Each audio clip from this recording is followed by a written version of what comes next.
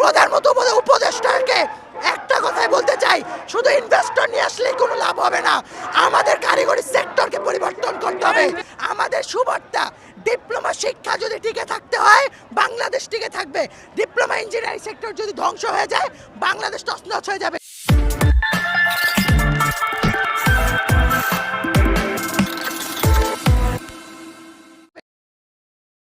আমরা চাই এখানে উচ্চশিক্ষার জন্য একটা ডিপ্লোমা শিক্ষার্থী সবসময় 4টা বছর একটা সাবজেক্টের উপর পড়াশোনা করার পরে উচ্চশিক্ষার জন্য তার অবশ্যই একটা ইউনিভার্সিটি প্রয়োজন, একটা ইঞ্জিনিয়ারিং কলেজ প্রয়োজন। আমাদের সুবার্তা ভাই, দেখেন আমাদের যে উপদেষ্টা আছে, আমাদের প্রধান উপদেষ্টা ডক্টর মোহাম্মদ ইউনূস, তিনি হচ্ছে বিদেশ থেকে বড় বড় ইনভেস্টরদেরকে নিয়ে আসতেছে বাংলাদেশ উন্নত করার জন্য। আমাদের যে আশিক আছে বিডির প্রধান নির্বাহী, তিনি 31,000 কোটি টাকার বিশাল বড় একটা প্রকল্প নিয়ে আসছে। এগুলো বাস্তবায়ন করবে কে? এসব বাস্তবায়ন করবো আমরা সেসব বাস্তবায়ন করব। এগুলা বাস্তবায়ন করার দায়িত্ব ডিপ্লোমা ইঞ্জিনিয়ারদের। এখন যদি এই ডিপ্লোমা ইঞ্জিনিয়াররা অমূর্খের মতো হয় তাহলে এই ডিপগুলো বাস্তবায়ন করবে কে? আমি প্রধানমন্ত্রী উপদেষ্টাকে একটা কথাই বলতে চাই, শুধু ইনভেস্টর নিয়ে আসলে কোনো লাভ হবে না, আমাদের কারিগরি সেক্টরকে পরিবর্তন করতে হবে। আরেকটা কথা, আমাদের যে একজন উপদেষ্টা আছেন নাহিদ, আমাদের বৈষম্য বিরোধীর একজন প্রধান নির্বাহী, তিনি একটা কথা মাঝখানে বলেছিলেন জাতীয় বিশ্ববিদ্যালয়ে যেন 1 বছরের ডিপ্লোমা কোর্স চালু করা হয়। আরে ভাই, আমরা 4 বছর ডিপ্লোমা ইঞ্জিনিয়ারিং করে ঠিক মতো বেতন পাচ্ছি না, 7,000 টাকার বেতনে চাকরি করি, আমরা 10তম গ্রেড পারি না, ওরা 1 মাস ডিপ্লোমা ইঞ্জিনিয়ারিং কোর্স তো তারা কি করবে?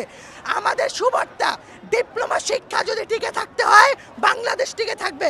ডিপ্লোমা ইঞ্জিনিয়ারিং সেক্টর যদি ধ্বংস হয়ে যায় বাংলাদেশ তছনছ হয়ে যাবে। স্বৈরাচারী শেখ হাসিনা সরকার একটা কথা বলে গেছে, বাংলাদেশের 80% কাজ ডিপ্লোমা প্রকৌশলীরা করে থাকে। ডিপ্লোমা প্রকৌশলীদের হাল যদি এত বেহাল দশা হয় বাংলাদেশ তছনছ হয়ে যাবে, বাংলাদেশ তছনছ হয়ে যাবে।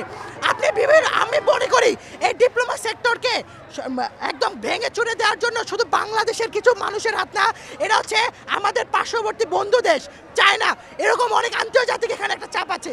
কারণ যখন আমাদের দেশের শিক্ষার্থীরা মানমতো ইঞ্জিনিয়ার হবে তখন আমরা বিদেশ থেকে ইঞ্জিনিয়ার নিয়ে আসতে পারবো না।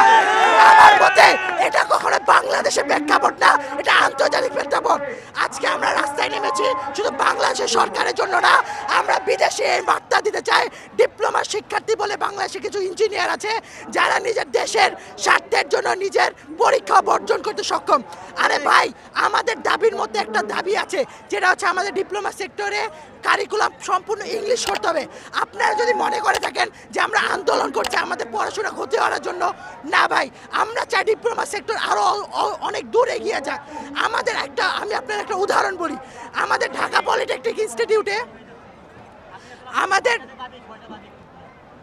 আমাদের 6টা দাবির প্রথম দাবি যেটা ছিল 2021 সালে একটি অবৈধ নিয়োগ হয়, সেই নিয়োগটা হচ্ছে রাতের আধারে নিয়োগ হয়, এটা ক্রাফট ইনস্ট্রাক্টরদের নিয়োগ। এই নিয়োগটা অবশ্যই বাতিল করতে হবে এবং তারা হাইকোর্টে একটি রায় দেয়, এই রায়টা বাতিল করতে হবে। দ্বিতীয় যে দাবিটা ছিল আমাদের, যে আমাদের পলিটেকনিকে সম্পূর্ণ 4 বছর কোর্স করতে হবে এবং প্রতিটা কোর্স 6 মাসের ভিতরে প্রতিটা সেমিস্টার নিয়ে আসতে হবে। আমাদের 3 নম্বর যে দাবি, আমাদের কারিগরি বোর্ড, কারিগরি অধিদপ্তর এবং আমাদের প্রতিটা পলিটেকনিক ইনস্টিটিউটের অধ্যক্ষ উপাধ্যক্ষ সবাইকে অবশ্যই টেকনিক্যাল পার্সন হতে হবে। আমাদের 3য় এবং 4র্থ যে দাবিটা ছিল, সেই দাবিটা হচ্ছে আমাদের পলিটেকনিক সেক্টরগুলোকে অবশ্যই আমাদের কারিকুলাম যেগুলো আছে এগুলোকে আরও মান উন্নত করতে হবে। এবং আমাদের পঞ্চম